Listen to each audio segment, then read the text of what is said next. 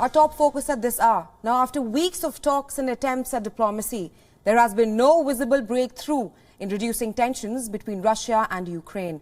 In the latest, NATO chief Jens Stoltenberg has proposed another meeting, this time between Russia and allies of the North Atlantic Alliance, to ward off a possible Russian attack on Ukraine. Now, the proposed discussions was announced following talks with German Chancellor Olaf Scholz. NATO will also send a written response to Russia's security demands soon, addressing issues like arms control, disarmament and non-proliferation in the region.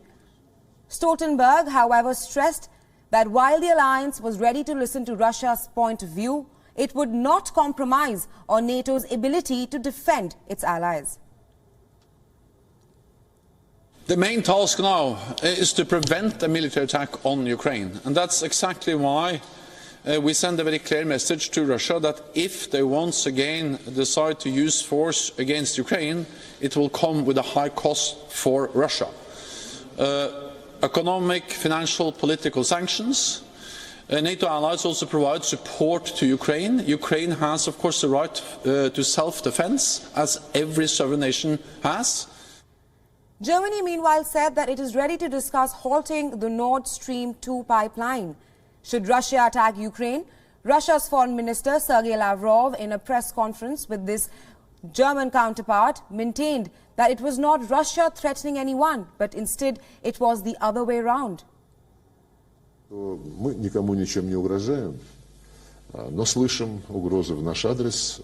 Объяснили, что мы не можем принимать какие-то требования, касающиеся действий наших вооруженных сил на нашей собственной земле.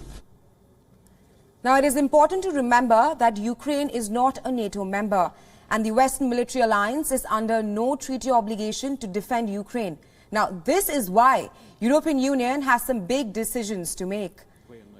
Now, if NATO decides to act against Russia, there is a risk of the conflict spilling over into NATO territory around the Black Sea.